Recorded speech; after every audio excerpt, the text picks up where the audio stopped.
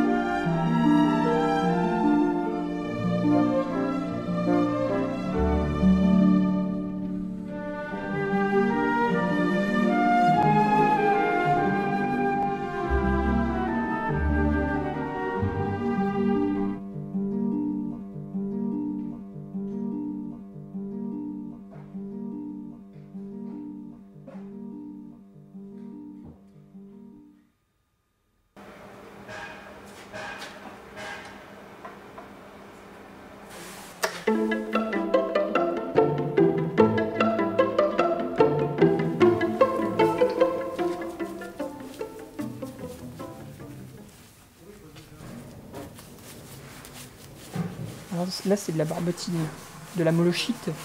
C'est ce qui nous permet de rendre étanche le noyau pour la cire, pour pas que la cire puisse pénétrer dans le noyau. Et ensuite, on applique cette première couche. Et il va en avoir une deuxième. Pour rendre tous les petits pores que vous voyez là, les rendre étanches. Tout simplement.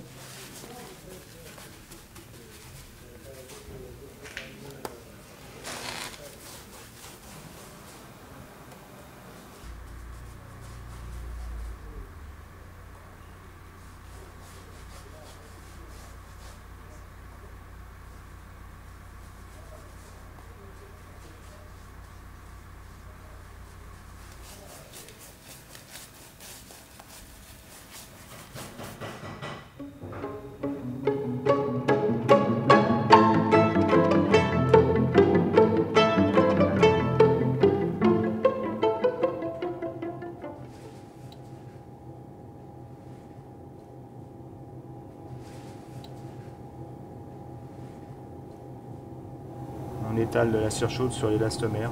On va passer 3 couches. C'est pour avoir une prise d'empreinte du détail de l'élastomère avant que l'on coule la cire.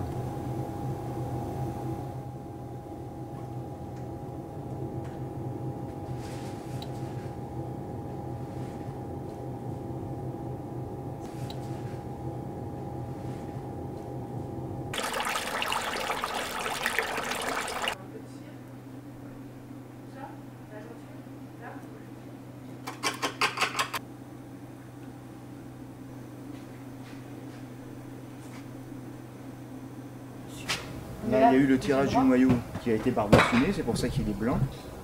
Maintenant, on va repositionner le moule à l'aide des broches. On peut repositionner le moule correctement autour du noyau. Et on va faire un remplissage de cire. La cire va prendre toute la place entre le moule et le noyau.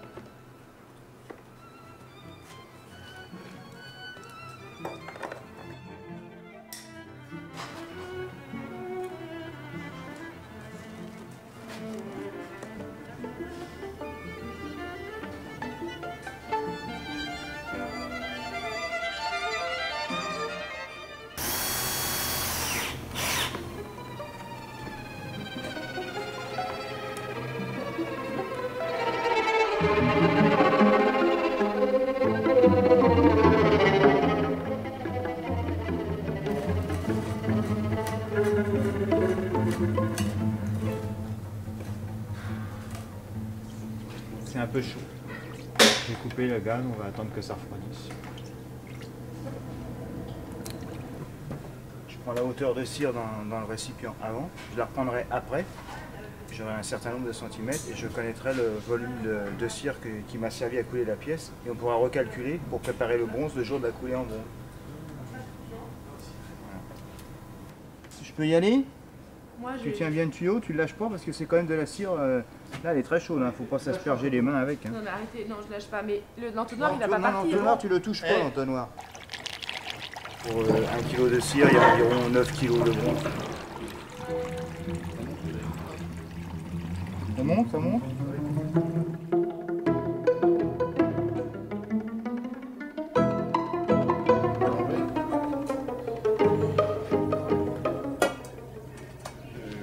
Je démoule la pièce en cire là, et on va voir apparaître la cire dessous là.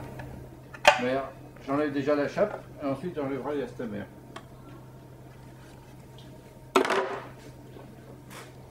Alors, vous allez voir la cire qui va apparaître dessous.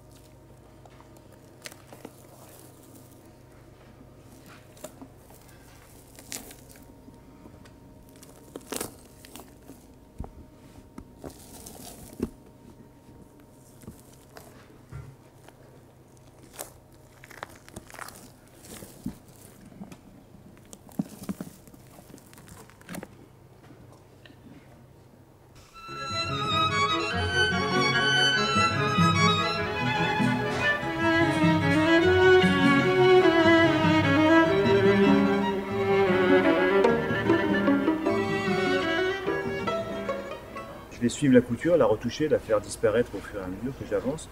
Mais j'ai besoin de l'original pour voir quand même, il y a certains détails, il ne faut pas que j'improvise, quoi. Je veux dire, je dois être rigoureux.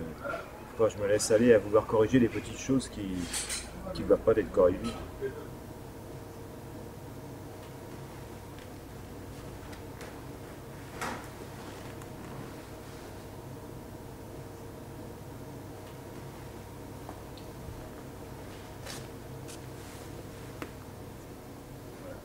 Retrouver exactement le détail du modelé sans rien enlever.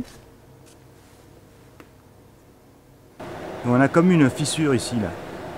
Alors on pourrait être tenté de vouloir la réparer, mais avant de faire quoi que ce soit, c'est ce qui est intéressant d'avoir l'original à côté, parce qu'on se rend compte qu'elle figure sur l'original aussi, vous voyez, elle est ici là.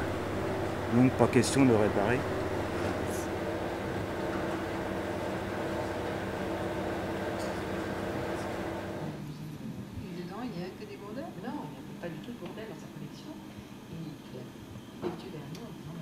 On va essayer de replacer la signature au même endroit.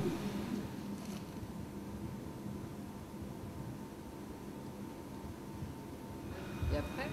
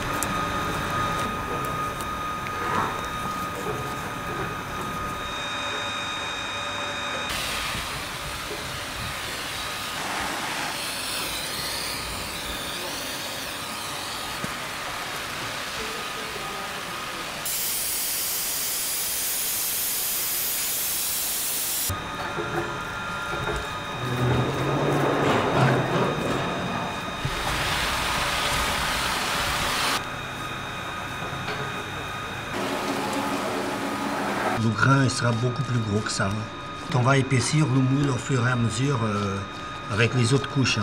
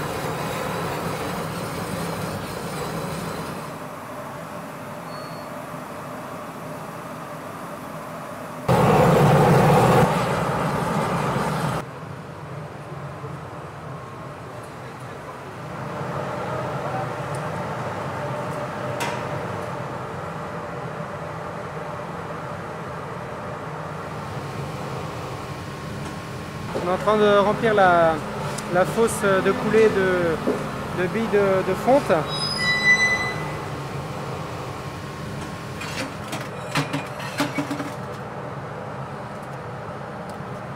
Le métal, quand il va remplir le moule, va naturellement pousser dû à son poids et à sa densité. La grenaille de fer là, sert à contenir le risque d'éclatement. Là on a fait fondre 350 kg et quand tout sera prêt, quand le métal sera à température, on fera descendre le métal dans le moule.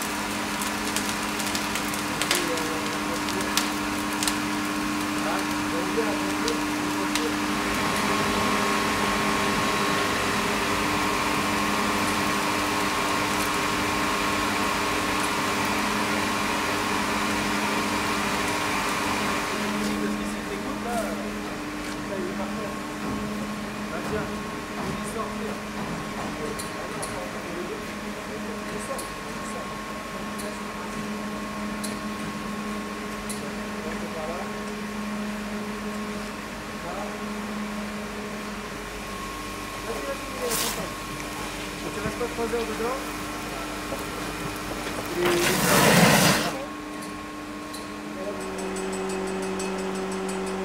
On va parler.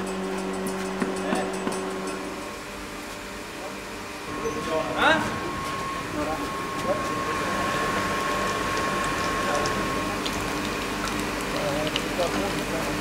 Allez, vas-y, avance.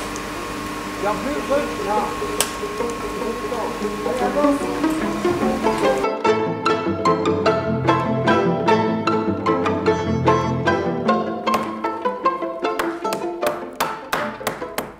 Je casse le moule extérieur et on voit apparaître le métal et on appelle ça la découverte du métal.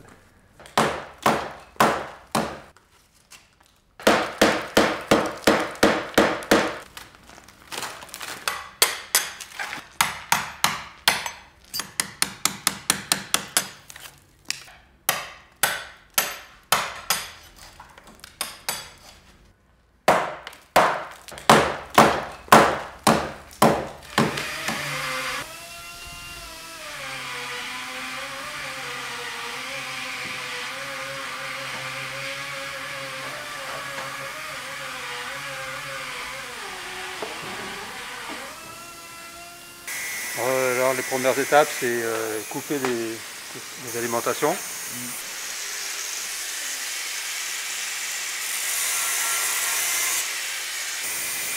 Ensuite, après, on vient souder les trous. Par exemple ici, c'était des petits trous pour le noyau. Ensuite, une fois qu'on a soudé, on utilise des turbines sur lesquelles on adapte des fraises selon le modelé qu'on va pouvoir refaire. On va essayer de récupérer le plus fidèlement possible le modelé de l'original.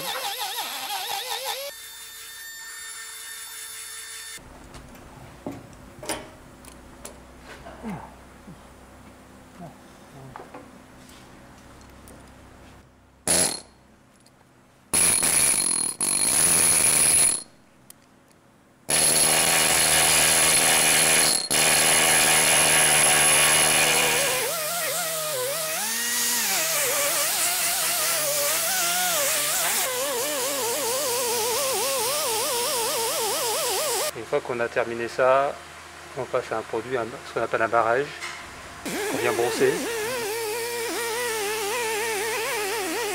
Avec ça là, tout va sortir.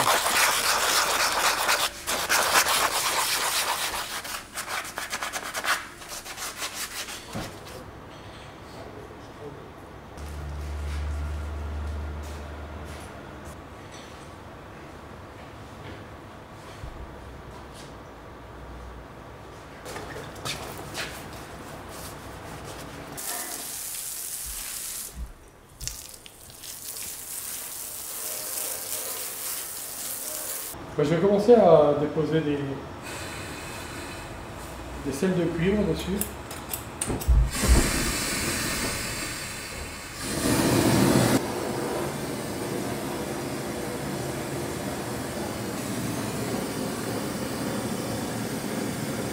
Là, ça c'est un dépôt de sel de cuivre, qui lui est déjà un peu teinté pour qu'il ne soit pas vert de gris. Après, selon les couleurs, on va faire dans les bruns, dans les noirs. La chaleur dilate le métal et avec l'application du pinceau, ça fait un choc et le métal s'oxyde. Donc après, on continue par d'autres ocres et on leur commence à donner des teintes un peu plus rouges. Après ça, c'est avec le feu et l'eau après.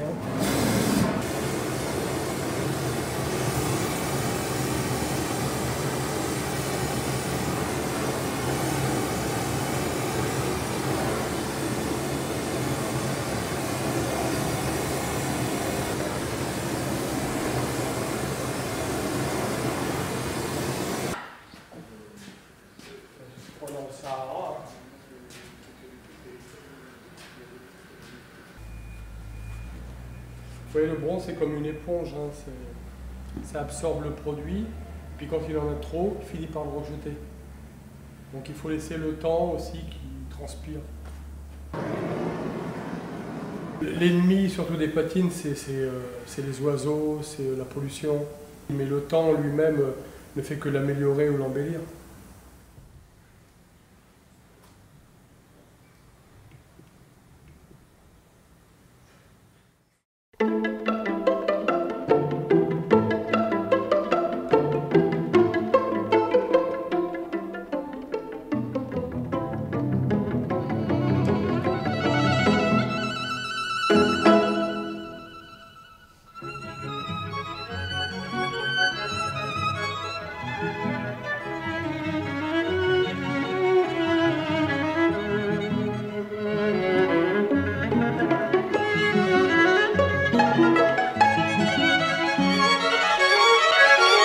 Thank you.